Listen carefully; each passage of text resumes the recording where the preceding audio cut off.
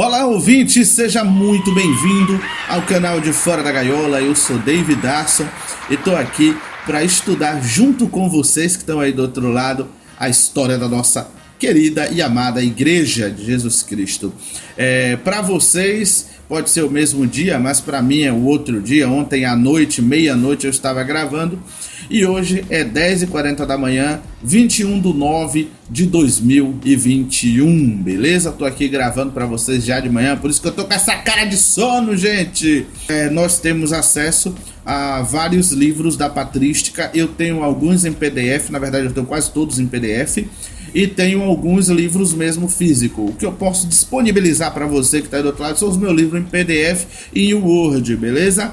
Eu vou estar disponibilizando para vocês no link que eu vou deixar aqui na descrição desse vídeo. Na verdade, na maioria dos vídeos que eu fizer aqui no canal sobre o assunto da história da igreja ou sobre o assunto de alguma coisa, eu vou colocar o link na descrição do nosso vídeo, que você vai poder baixar a literatura que nós temos em mãos, tá bom?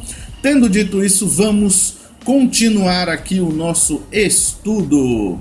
Lembrando que não sou eu que ministrei esse estudo é ministrado pelo Juliano Reis, que deixou, digamos assim, com a liberdade de direitos autorais para que a gente pudesse usar no YouTube, né? Tá como Creative Commons, ou seja, é de livre acesso, você pode postar no seu canal tranquilamente que não vai sofrer direitos autorais, ele é direitos livres, pelo menos está aqui no YouTube como direito livre, né? Então é isso aí. Para quem acompanhou o vídeo passado, já viu como foi o crescimento da igreja, como que a igreja cresceu, como que Deus utilizou o Império Romano para crescer a igreja, e agora a gente vai dar continuidade falando sobre as perseguições, tá bom? Vamos nessa?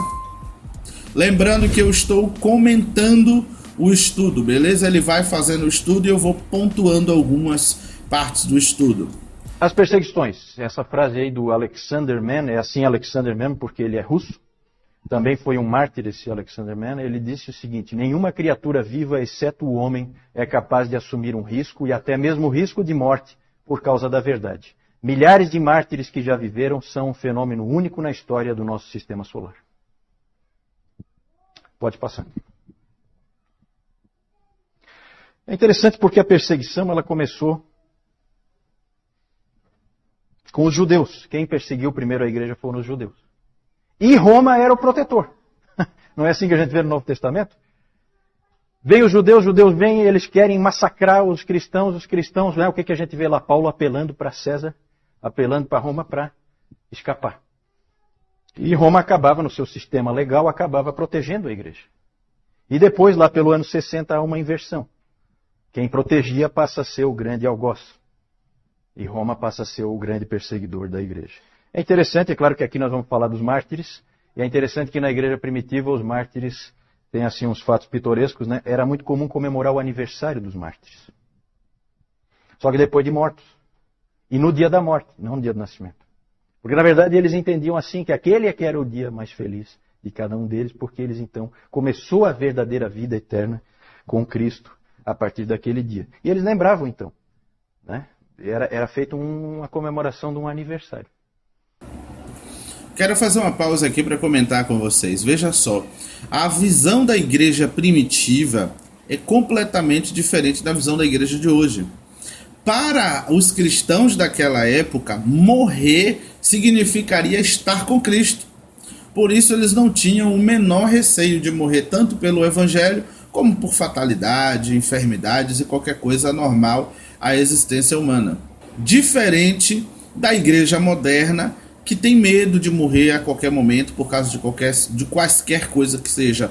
A igreja primitiva, por mais que nós hoje olhemos para alguns comentários da patrística, por mais que nós hoje olhemos para a igreja pós-apostólica de uma maneira de olha como eles erraram naquela doutrina, olha como eles não foram assertivos em determinada linha teológica, por mais que a gente faça críticas à igreja pós-apostólica, à igreja que viveu também no período apostólico, lembrando que o período apostólico é digamos assim, do ano 30 depois de Cristo, né, que é quando Cristo instituiu os seus apóstolos, começou seu ministério mais ou menos. Eu não vou entrar no mérito do erro de 7 anos que tem, tá bom? Então eu vou usar da maneira mais simples possível.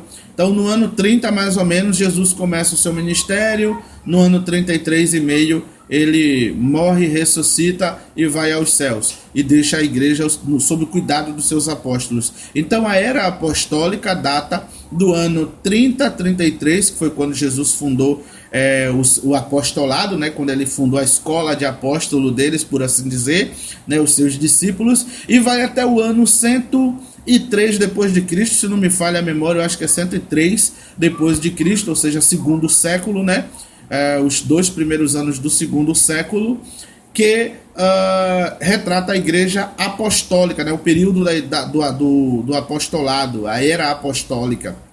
Por que o ano 103? Porque diz a tradição cristã que João, que foi o último apóstolo a morrer, morreu no ano 103 depois de Cristo. Então, como ele foi o último apóstolo, ali encerra-se a era apostólica. E todos os pais da igreja, todos os pregadores, todos os apologistas, todos os cristãos que deixaram algo escrito depois do ano 103 são chamados de cristãos da era pós-apostólica. Por que pós? Que é depois da era apostólica. Essa que é a verdade. Então, a igreja primitiva e pós-apostólica tinham o costume de comemorar o dia que o mártir se tornou mártir, né? O dia que alguém morreu. Inclusive morte normal também, sem ser de matança. O dia que a pessoa faleceu, é um cristão? Então aquele dia ali tem que comemorar, porque ele está agora com o Senhor Jesus Cristo, tá bom? Esse era o pensamento da igreja, e esse pensamento era e é muito forte no coração dos eleitos até hoje, tá bom? Vamos prosseguir. Diferente, né? Eu acho que você nunca tinha ouvido falar disso, né? Vocês que estão aí do outro lado, nunca tinha ouvido falar disso, mas tá bom? Conforme a gente for estudando e o tempo for passando, vocês vão vendo essa questão aí de que a igreja não tem medo de morrer. Interessante. Vamos lá. A perseguição romana, então. Vamos direto para a perseguição romana. Ela aconteceu do ano 60 até o ano 320. Quero dar uma pausa para fazer mais um comentário breve, já que ele vai pular a perseguição judaica e vai comentar a perseguição romana. Eu quero só fazer uma observação a você que está me ouvindo. Você que fica indo atrás de tudo quanto é judeu, que dá alguma ideia teológica, você que acha que a verdade teológica está na mão dos judeus, que acha que o verdadeiro cristianismo está na mão dos judeus, eu tenho um alerta severo para você, um alerta vermelho, o mais vermelho possível. Gente, o judaísmo e os judeus, desde o nascimento de Jesus Cristo, foram contra o nosso Messias, tá bom? Os judeus, no princípio da igreja, antes até que a igreja já existisse como igreja, né? Antes de se formar o Jesus com seus discípulos, já havia perseguição em cima do próprio Jesus, tá bom? Os judeus nunca reconheceram Jesus como sendo o Cristo, o Messias, o Filho de Deus. Então, muito cuidado com essa ideia de interpretar o cristianismo em cima do que o judaísmo fala, em cima do que os judeus falam, tá bom? Muito cuidado. O primeiro povo a perseguir a igreja e a matar cristãos foram os judeus, tá bom? O Novo Testamento, lá em Atos, deixa isso bem claro, tá bom?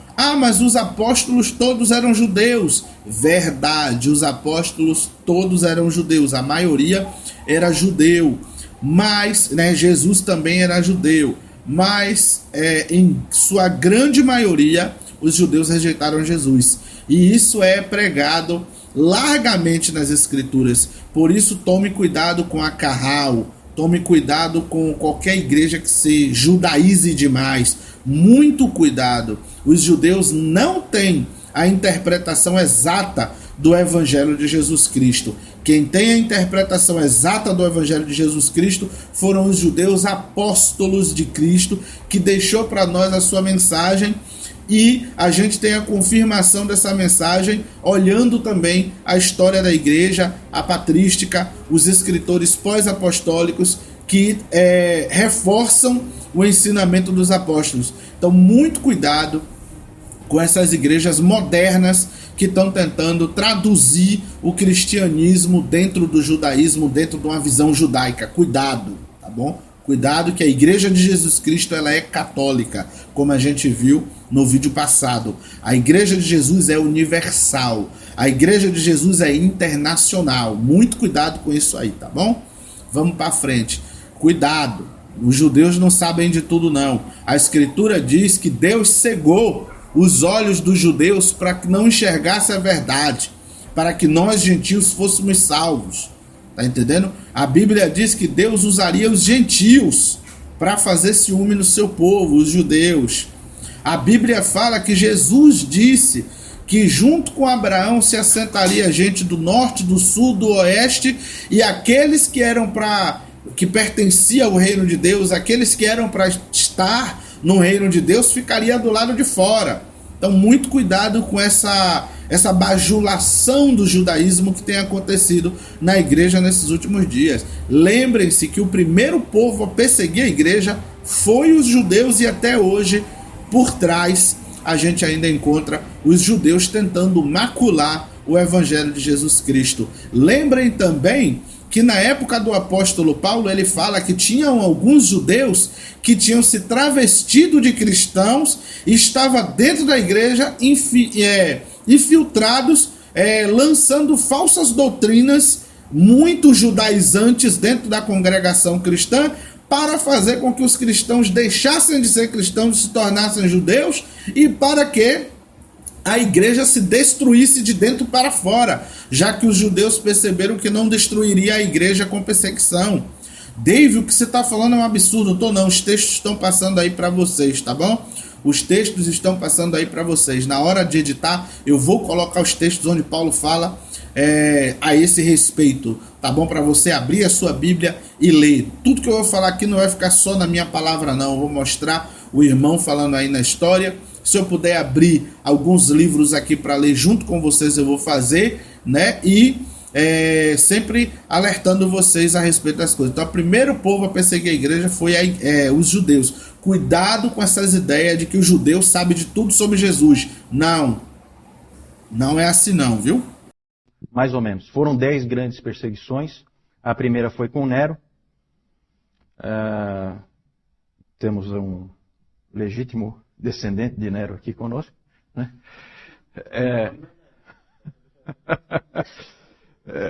E aí nós temos as 10 perseguições, então. Nero, Domiciano, Trajano, Marco Aurélio. Marco Aurélio tem algum aí? Também vai para aquela minha lista. Sétimo Severo, Maximino Trácio, Décio. O Décio. Décio não está mais, né? O Décio. Esse Décio é bom. Esse aí é fera. Porque foi com esse imperador Décio que houve a primeira perseguição generalizada no Império.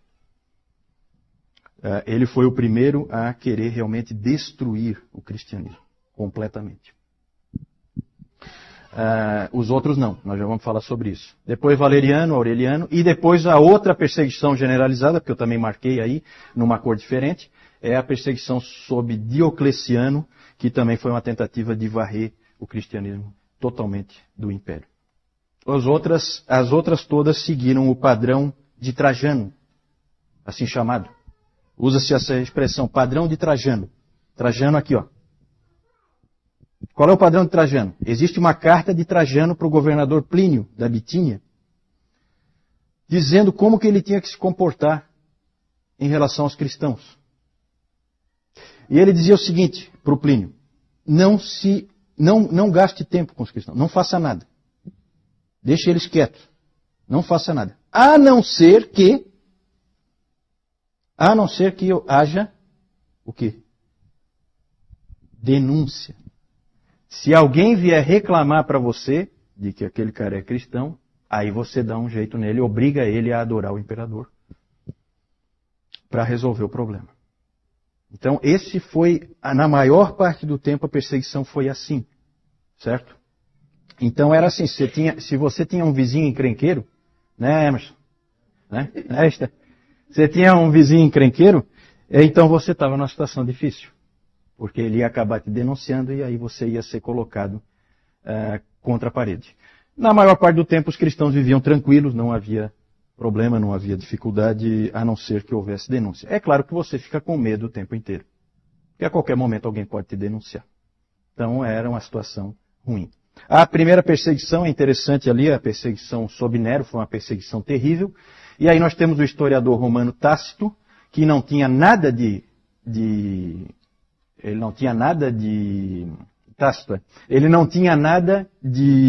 amigável em relação ao cristianismo, ele não é amigo do cristianismo de jeito nenhum, mas ele descreveu o que aconteceu. E é interessante o que ele diz, né? Horrível, na verdade. Cobertos com peles de bestas, os cristãos eram rasgados por cães e pereciam. Ou eram pregados a cruzes, ou consumidos por chamas para servirem como iluminação noturna nos jardins de Nero. Então Nero, ele usava os cristãos como tocha. Só isso. Para iluminar os jardins dele. Colocava peles em cima, peles de animais, né, em cima deles, para que os cães rasgassem eles em pedaços. Então vocês têm ideia do que esses nossos irmãos sofreram. Nessa perseguição morreram 2 apóstolos importantes em Roma.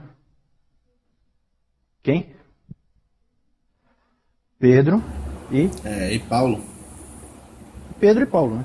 Pedro e Paulo. Esse Nero tem um lugarzinho especial para ele no inferno. Com certeza. Esse tá tranquilo. Esse com certeza. Não tem nenhum aí não, né? Então tá. Essas perseguições, gente, muitas pessoas permaneceram firmes e foram para a morte. Tá? Mas não vamos nos iludir. Muitas pessoas também cederam. Muitas pessoas não foram fiéis, não conseguiram ter a coragem de dar a própria vida, até porque, como eu falei para vocês, cultuar o imperador era um ato simples, que você fazia com a maior tranquilidade, não tinha muita dificuldade. Era uma questão de consciência você fazer ou não. Pode passar? Quero comentar aqui uma coisa que ele falou, já foi falado no outro vídeo, mas dessa vez eu vou comentar.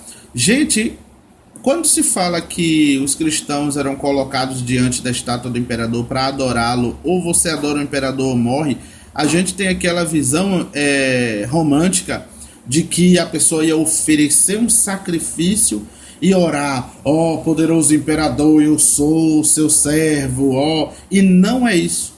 A adoração ao imperador era simplesmente você pegar um punhado de incenso, botar ali na fumacinha, subiu, você ficou em silêncio um pouco na frente do imperador, faz o sinal lá de reverência e vai embora.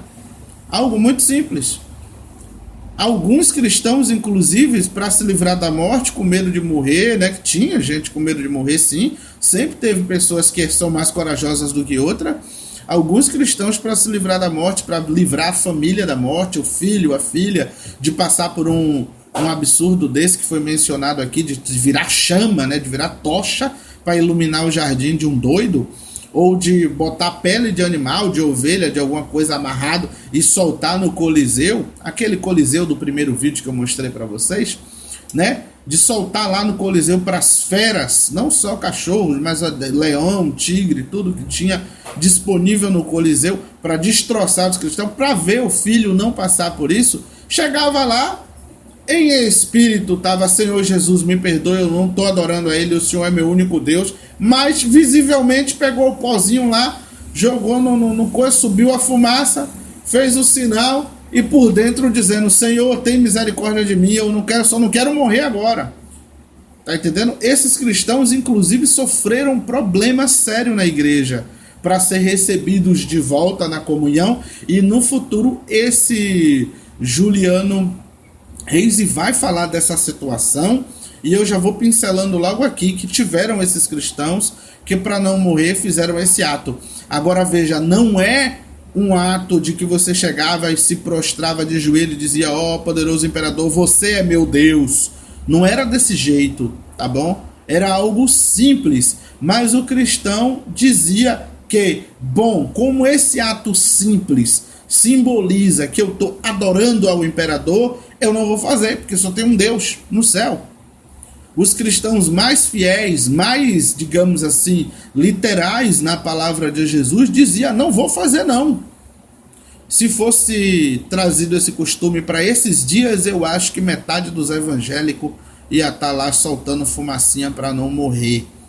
Eu tenho certeza disso, já que é um ato tão simples, tá bom? Vamos continuar aqui vendo o nosso estudo aqui, dando seguimento. Já falei. Também já falei do Décio.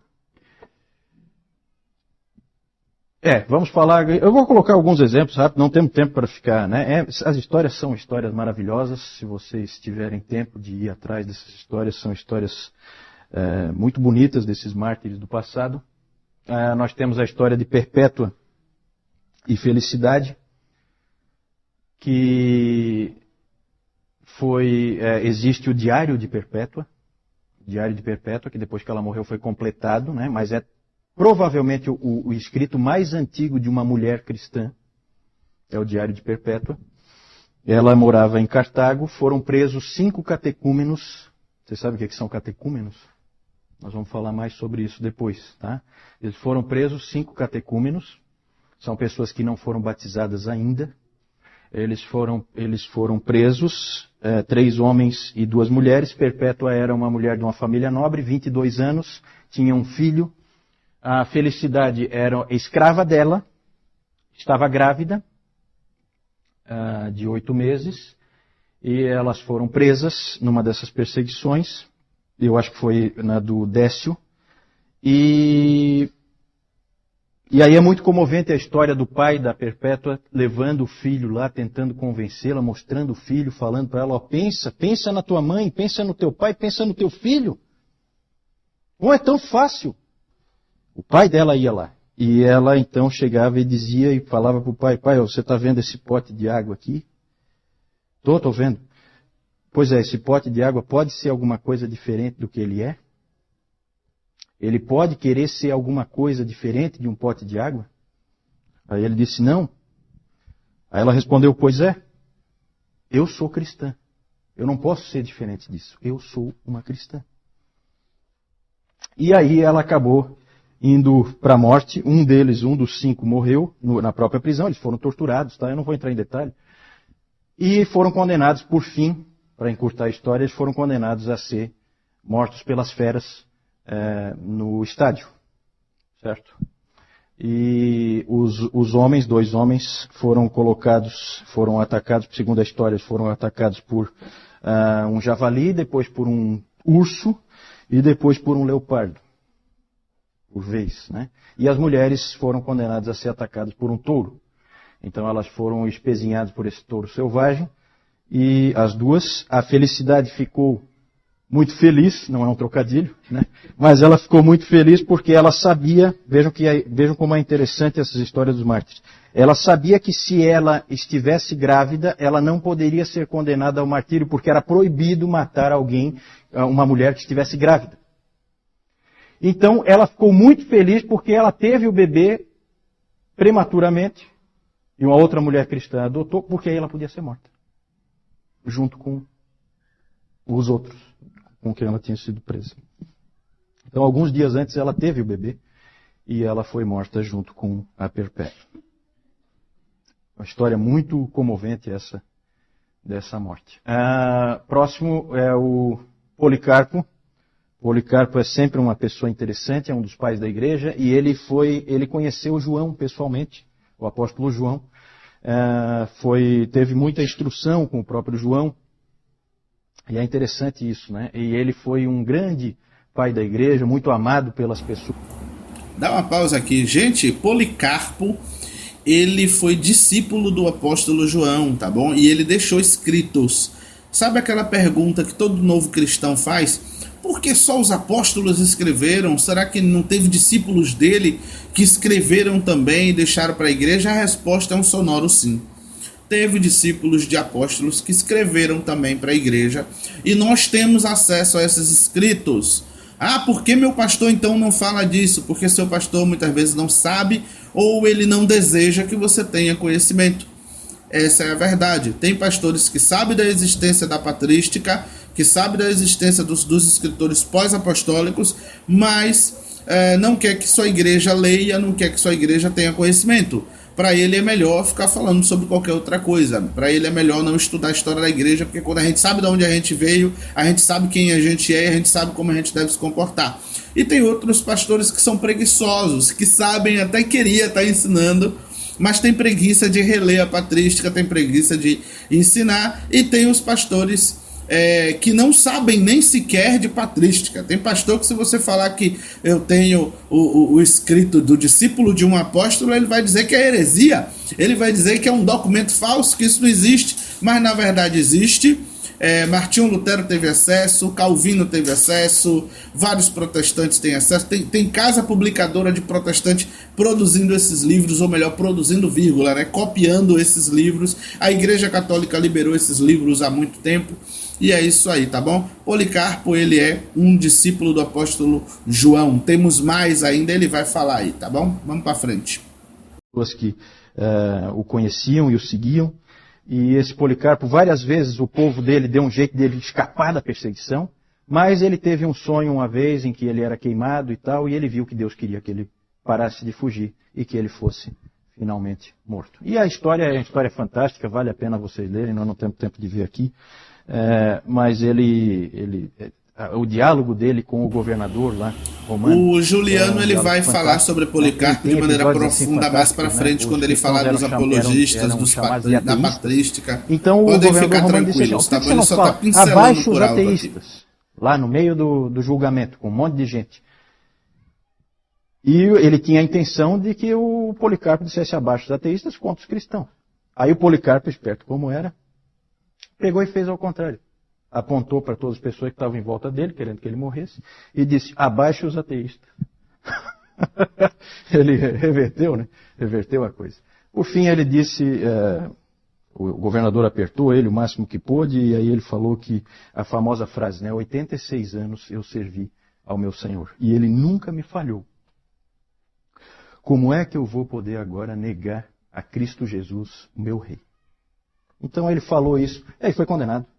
E aí ele foi colocado numa estaca para queimar, queriam pregá-lo para ele não fugir, ele disse, não, eu vou ficar aqui, eu não vou sair, não precisa pregar, não pregaram mesmo. E aí queimaram ele, e aí a história é fantástica porque o fogo envolveu ele e não queimou ele. Ele abriu ficou um tipo de uma célula em que ele ficou no meio. Então foi obrigado um soldado a ir lá com uma espada e matar ele lá, porque ele não pôde ser queimado. Ele não queimava. Ele era... Como é que se diz? Ele não era inflamável. Não era. Outra história. Só assim, exemplos que eu estou dando, né? Os 40 mártires de Sebaste. É uma história sensacional essa aí. Aconteceu na Armênia, eram 40 soldados, todos eles cristãos.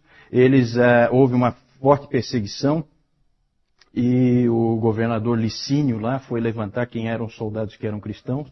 Soldados romanos, veja que interessante. Soldados romanos eram cristãos, eles então foram condenados e a punição que o governador estabeleceu para eles foi colocá-los num lago gelado durante a noite inteira. Eles tiraram a roupa, entraram os 40 no lago e iam ficar lá a noite inteira.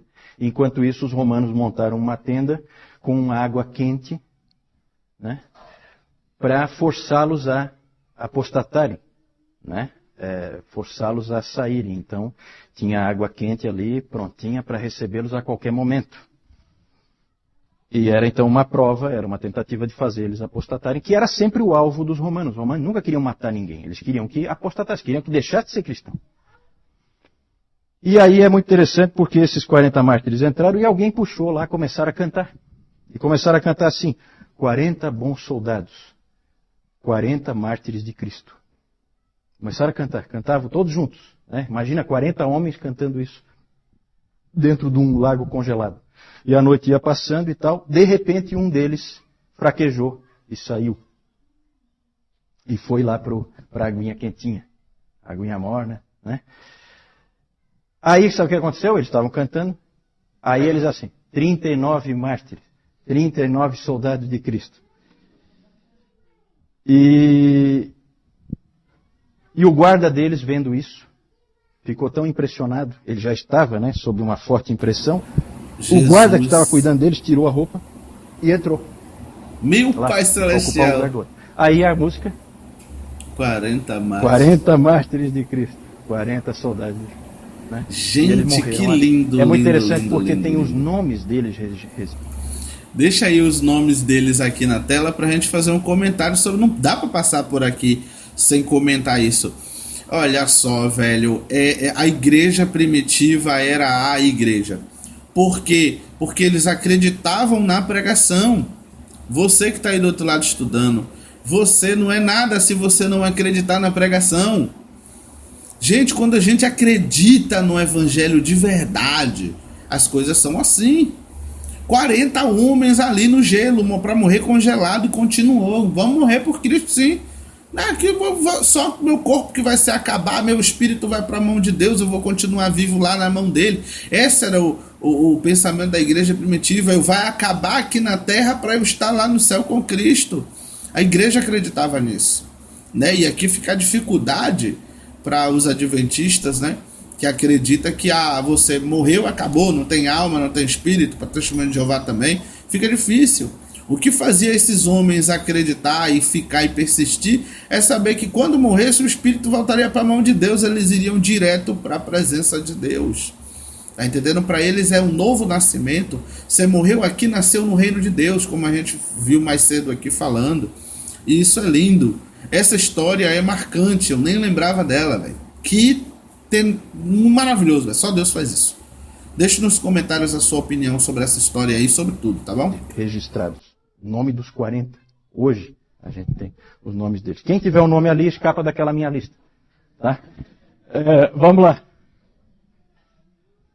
Razões da perseguição. Aí é bem interessante. Acusações de todo tipo contra os cristãos. Acusações de canibalismo. O que será, hein? Canibalismo, hein? Já pensou nós aqui, BVN, aí alguém vai e chama a polícia? Não, tem canibalismo lá dentro. Por quê? Exatamente. Rumores de que eles comiam o corpo e o sangue de alguém. Sacaram aí onde é que está o esquema? Era a ceia, né? Acusações de canibalismo, de incesto. Por que incesto será, hein?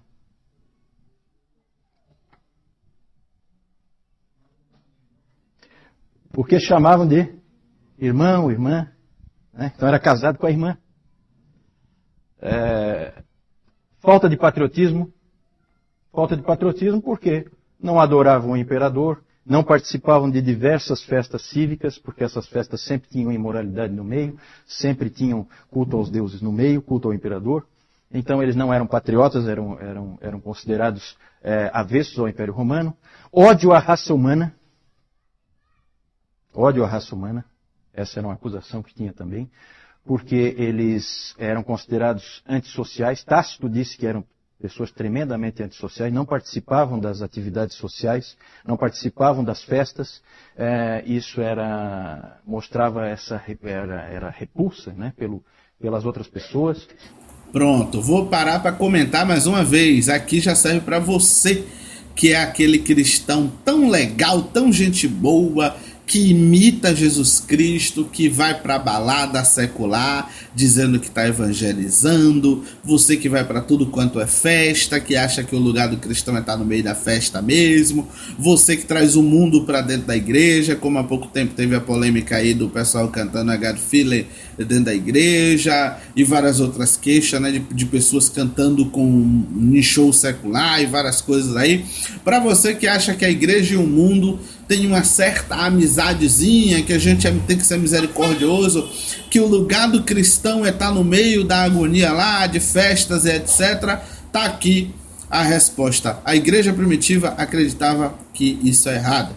A igreja primitiva era tida como antissocial, como chatos. Eram os chatos, aquele povo chato, rigoroso, né? Aquele povo legalista que não gosta de se misturar com o mundo, que não vai para carnaval, tá entendendo? Chega para os crentes primitivos, se você tivesse a oportunidade de chegar para um cristão primitivo e dizer: eu tô indo pro carnaval porque eu vou evangelizar lá, eu vou falar de Jesus lá. Não, a gente vai criar o bloco cristão aqui para ir no carnaval. Isso não existe. Bom, não existe. No Império Romano tinha festas muito parecidas com o Carnaval e outras aí, festas cívicas, e os cristãos não iam nesses lugares. Ponto final. Como é que evangelizava e crescia tanto a igreja?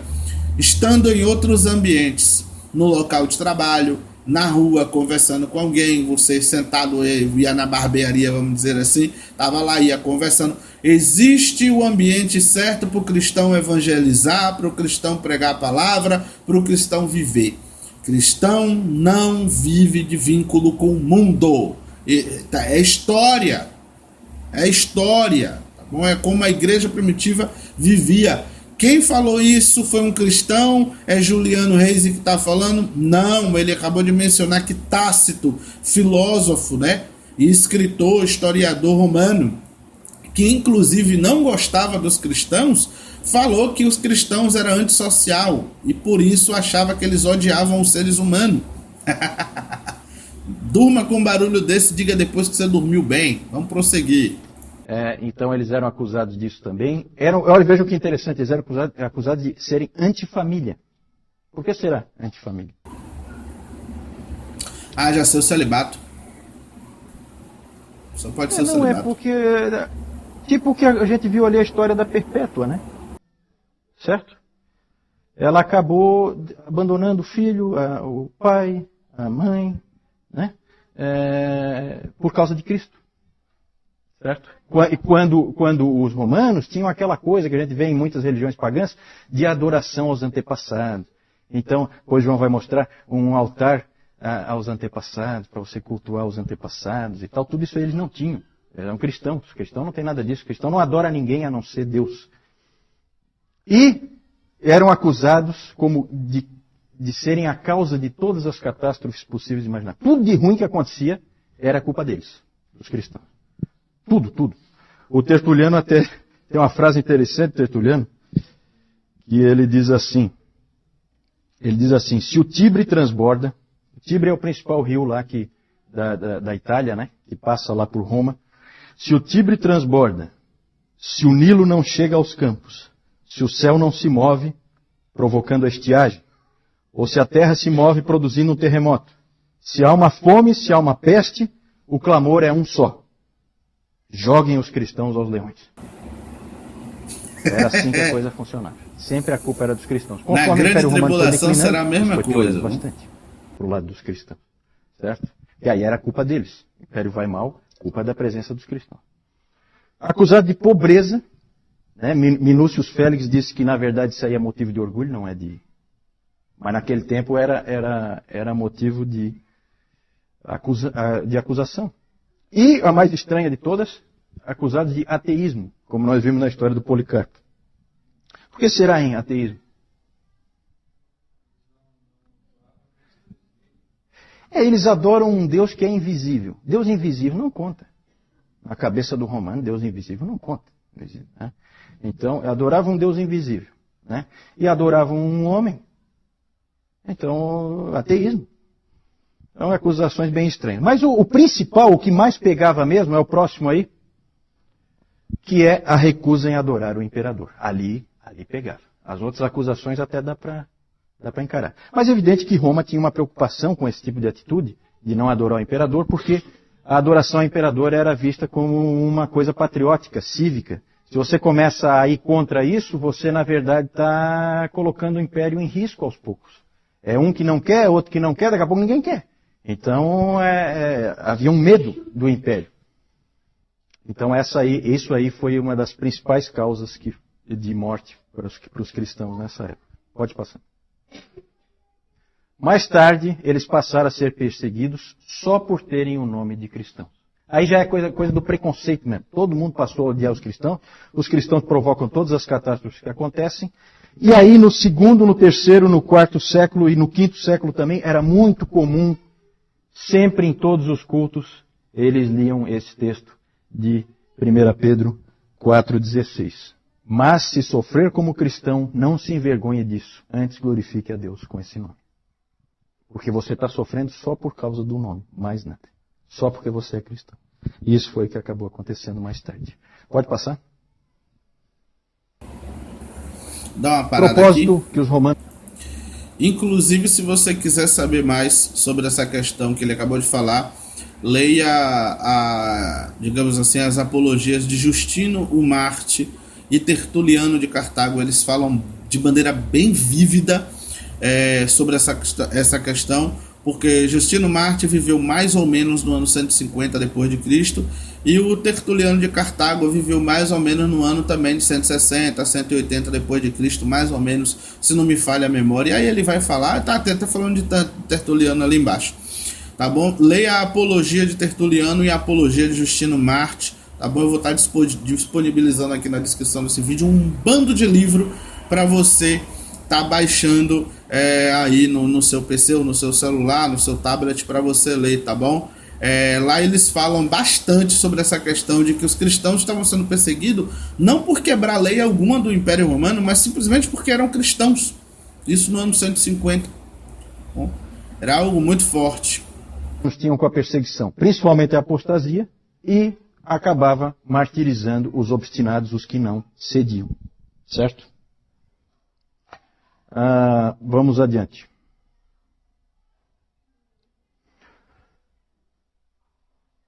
O resultado da perseguição. O F.F. Bruce, ele disse que a igreja estava preparada para a catástrofe desde o seu início. O próprio Senhor da igreja, o Senhor Jesus Cristo, tinha preparado. Ele tinha dito, se perseguiram o Senhor, como é que não vão perseguir os servos? Não é? Não foi isso que ele disse? Então a igreja sempre esteve preparada para tomar pau, para levar a bordoada. Sempre esteve preparada. E isso pesou muito a favor da igreja. Ela se fortaleceu em meio à perseguição. Ela, na verdade, foi purificada. Vocês podem imaginar que nesse tempo não tinha muito cristão nominal. Quem é cristão de verdade. Não é cristão só de nome, né? Porque não é fácil ser cristão nessas condições. Não é nada fácil. E então provocou uma purificação da igreja. A igreja era muito pura nessa época. E também provocou a extensão da igreja, aquela frase do Tertuliano, o sangue dos mártires é a semente da igreja. O interessante aí é que chegou uma época, a igreja estava tão preparada para a perseguição, que chegou uma época, gente, que as pessoas começaram a buscar o martírio. Aí os presbíteros, os líderes da igreja, tiveram que segurar essa turma. Porque o cara começava a querer ser morto. Tinha gente fazendo de tudo. Aí era aquela coisa, é por denúncia, então eu mesmo vou me denunciar. Gente, que situação. Já que eu não tenho um vizinho mala, eu sou cristão, como alguns irmãos aqui têm, né? Eu mesmo vou lá me denunciar. Então, começou a ter esse tipo de situação. E um fato pitoresco é o Orígenes, né? Alguém já ouviu o nome do Orígenes? Orígenes é um dos pais da igreja também. E o Orígenes, o pai dele, foi martirizado. E aí o Orígenes era jovem, gurizão, também queria ser martirizado por toda a lei. Meu pai foi, eu também vou. E fazia de tudo para ser martirizado. Aí a mãe dele teve uma ideia. Escondeu toda a roupa dele. Aí ele ficou com vergonha de sair na rua pelado. Então aí ele acabou escapando do martírio, né? A mãe dele foi esperta, achou uma solução prática, escondendo toda a roupa dele. E foi muito bom, porque o Orígenes depois foi um homem extremamente útil para a igreja, né? Foi um homem que fez muita diferença para a igreja. Depois nós vamos falar dele, um cristão de Alexandria. É importante, para terminar essa parte das perseguições, é importante a gente lembrar de algumas coisas, que nem sempre a perseguição fortalece a igreja. Às vezes a gente tem essa ideia, né? Às vezes tinha gente que às vezes falava, aí a gente ouvia aqui no Brasil, alguns líderes aí dizendo, era bom que viesse uma perseguição para purificar a igreja. Então, né? Cuidado, gente. Tá? São muito bonitas essas histórias, mas eu tenho certeza que nenhum de nós queria estar ali.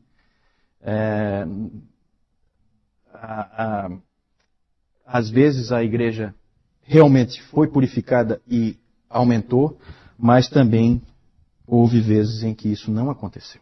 Houve vezes em que a igreja foi dizimada em diversos lugares, certo? Nós vamos ver isso aí mais para frente, especialmente na Ásia e na África, a igreja foi completamente dizimada e destruída por perseguições. Outra observação é que a gente pensa muito nos primeiros séculos, nesses 250 anos ali, de perseguições no Império Romano, a gente pensa muito como a época da perseguição aos cristãos, não é verdade? A gente tem essa tendência, né? Quando, na verdade, com certeza, a gente pode dizer com certeza, que o número de cristãos martirizados naquele tempo, nesses 250 anos, é menor, bem menor, do que o número de cristãos martirizados nos últimos 50 anos no mundo. Certo? Então a gente não pode esquecer nunca, gente, da igreja sofredora hoje. Aqui, como nós vemos aqui, isso aqui é o Coliseu, tá? Aqui são os cristãos que eles vão ser sacrificados pelas feras. Aqui a gente pode ver um leão saindo aqui. O que acontecia? Eles deixavam vários dias os animais sem comida, para que quando eles entrassem não tivessem escapatória. Eles já iam atrás de comida. E a comida aqui seriam os cristãos. E se nós olharmos aqui, isso aqui são, o que o Juliano falou ainda há pouco, cristãos pendurados aqui, servindo como iluminação para o estádio aqui. Então, além dessa carnificina aqui, ainda tinha outra coisa aqui bem parecida. E o causador disso tudo aqui foi aquele que o o Nero, que não tem ninguém aqui com esse nome, né? Pode. Então aqui nós vamos ver, de lá para cá, o Nero, meio esquisitinho ele, né? Domiciano e Trajano. São pessoas muito que a gente devia evitar os nomes. Próximo. Lá também nós temos Marco Aurélio. Nós temos Sétimo Severo e Maximino o Trácio. Não é o Trácio, não é o Trácio. Nós temos lá aquele também que foi bem mencionado, Décio, lá de 250.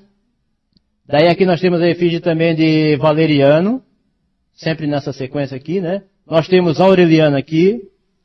Nós temos Diocleciano. E aqui embaixo nós temos o Galério. Próximo. Aqui nós temos aquela história bonita que o Juliano falou, da perpétua felicidade, que por terem se mantido firmes como cristãs, elas foram colocadas lá no ringue, lá no ringue, pode ter ringue ali também, e foram, como o Juliano falou, espetadas pelos touros, tá? E apesar disso, Depois os soldados finalizaram. A pessoa morrer, o animal não matava definitivamente. Então o soldado ia mais finalizar. eu ia chegar lá. Era a próxima coisa que ia dizer. Depois disso, quando elas ainda estavam vivas, elas ainda eram espetadas pelas espadas. E aqui a gente pode ver ali a Perpétua ainda tirando a espada que ela foi cravada aqui nela. Na verdade não é tirando. Aqui nós temos Policarpo. Deixa eu dar uma pausa aqui para falar aqui a nós história temos de Perpétua. Gente, a história de Perpétua foi a seguinte.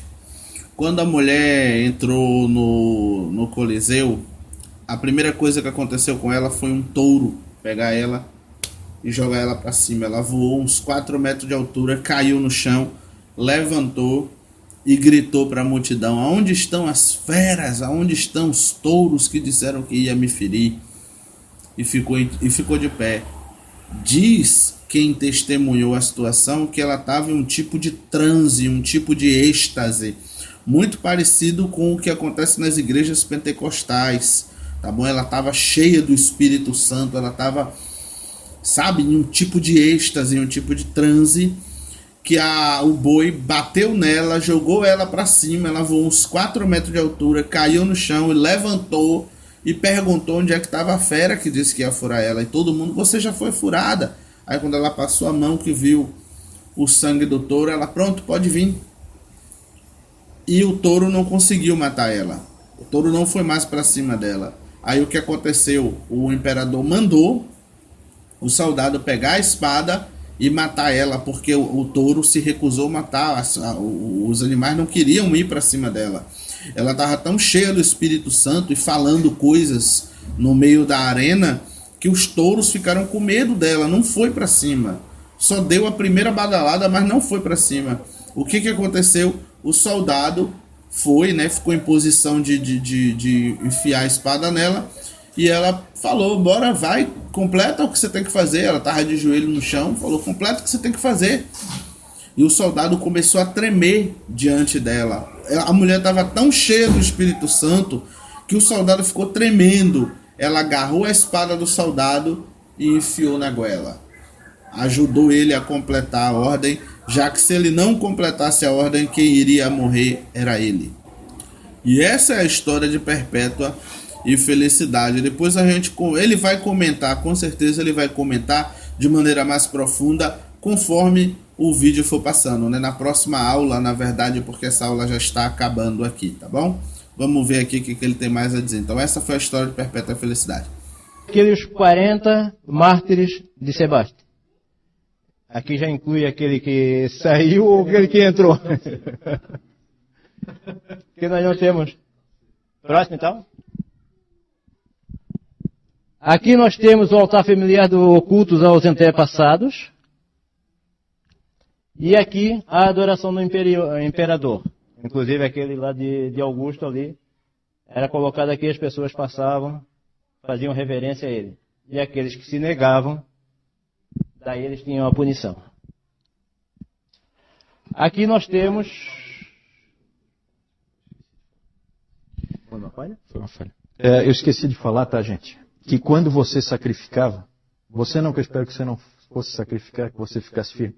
Mas quando um cristão apostatava e ele sacrificava efetivamente ao ídolo, ou ao imperador, no caso, ele recebia o chamado libelo, que era um documento provando que ele fez o culto ao imperador, adorou ao imperador, né? Isso dava para ele uma série de garantias, fazia com que ele parasse de ser perseguido, ele podia ter vida normal, diferente de outros cristãos que não possuíam esse documento. Então esse é o libelo que tinha essa intenção. A Jussara perguntou quanto à fonte das informações que tem aqui, né? A maioria das informações vem da palestra do David Calhoun, né? Boa parte dessas informações estão repetidas nos livros, porque ele utiliza os livros como referência dele, né? Mas alguma coisa não aparece lá. Alguma coisa é coisa que ele trouxe de outros livros. Então não vai aparecer lá alguma dessas informações.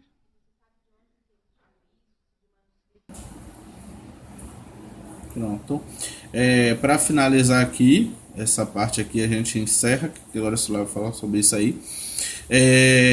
O que acontece é o seguinte: a fonte também é a própria patrística, o livro de Eusébio de Cesareia, o livro digamos assim, a história dos hebreus, que o Flávio Josefo conta também algumas coisas falando sobre o cristão. Existem documentos, livros, cartas de todas essas pessoas que ele está mencionando aqui. A grande maioria delas fala sobre essas situações. Existem documentos romanos, né, que contam essa história sobre Nero, sobre Tácito. Então não é difícil você juntar fontes, né? Basta você pesquisar e estudar que você vai encontrar um mar de fontes falando sobre todas essas informações que ele está passando aqui no curso. O canal de Fora da Gaiola vai ficando por aqui. Muito obrigado a todos vocês que assistiram esse vídeo e até a próxima, se Deus quiser. Deixe nos comentários a sua opinião sobre todos os assuntos que foi falado aqui. Se tiver alguma dúvida, coloque aí também nos comentários, tá bom? Peço a vocês que tenham paciência, nós estamos no início das aulas sobre história da igreja, são mais ou menos uns 50 e pouco vídeos, tá bom? A gente vai estar aqui fazendo esse trabalho e é isso aí. Até a próxima, se Deus quiser. Vamos para frente.